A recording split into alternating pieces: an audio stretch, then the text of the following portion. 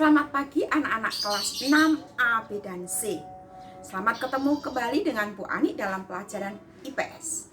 Kita awali dengan mohon berkat Tuhan. Demi nama Bapa dan Putra dan Roh Kudus, amin.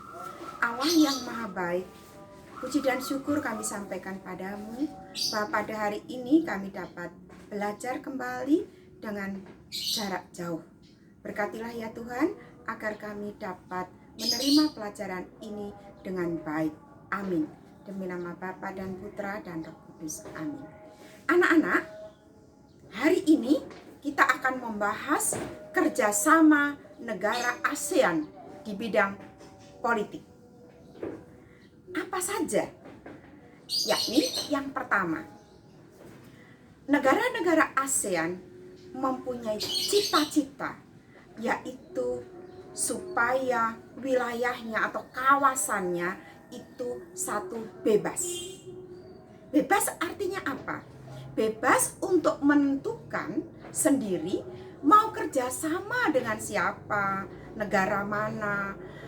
Boleh juga mengekspor atau mengimpor barang-barang dari negara tertentu, atau kita menjual barang kita ke negara yang lain tanpa dipengaruhi oleh negara yang disebut misalnya adalah Amerika, yaitu blok barat, ya. Amerika, Kanada, dan Eropa Barat tidak usah atau tidak terpengaruh kita dengan mereka. Misal, Indonesia dulu menjual nikel dalam bentuk bahan mentah, ya, nikel mentah itu ke negara dalam bentuk mentah, negara lain dalam bentuk mentah. Sekarang Indonesia membuat undang-undang tentang mineral, hasil tambang yang bebas untuk menjual hasilnya itu dalam bentuk bahan jadi, ya.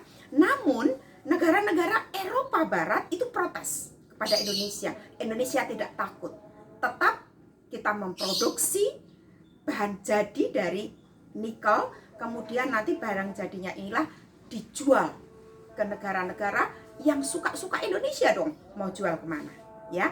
Ini artinya bebas. Kemudian yang kedua, negara-negara ASEAN menentukan sendiri tentang netral. Netral artinya apa? Netral tadi berhubungan dengan yang diterangkan Bu Ani, bebas tadi, yaitu tidak terpengaruh oleh negara-negara yang disebut negara-negara kuasa itu di dunia ini. Misalnya tadi Amerika atau Rusia. Contoh, ketika Indonesia membeli pesawat Sukhoi, tidak membeli ke Amerika, tetapi membeli ke Rusia, ya. Itu contohnya netral. Kemudian damai, ya. Cita-citanya adalah negara kawasan Asia Tenggara ini adalah negara yang damai. Artinya apa? Jika ada perselisihan, diselesaikan dengan cara berunding. Contoh, ketika Indonesia mengalami batas wilayah, ya, ada di situ ada kerancuan tentang Laut Natuna. Laut Natuna itu milik Indonesia, tetapi banyak negara-negara di dunia merasa Laut Natuna ini adalah kawasan internasional, maka mereka mengambil ikan dengan bebasnya di Laut Natuna, padahal itu milik wilayah Indonesia. Maka untuk mengatasi tersebut, Indonesia mengadakan perundingan, bukan dengan cara perang, ya. Inilah cara-cara wilayah atau kawasan ASEAN di dalam mengatasi persoalannya tadi, yaitu damai, bebas, dan netral. Namun masih ada lagi bentuk kerjasamanya, misalnya adalah mengatasi bersama tentang masalah yaitu teroris, juga pencucian uang. Ini diatasi bersama oleh negara-negara ASEAN. Nah, tugasmu adalah terangkan ya ASEAN sebagai kawasan yang damai, bebas, dan netral.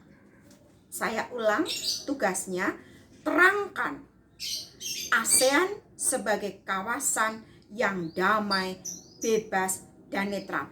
Beri contohnya. Kirim ke wali kelas masing-masing.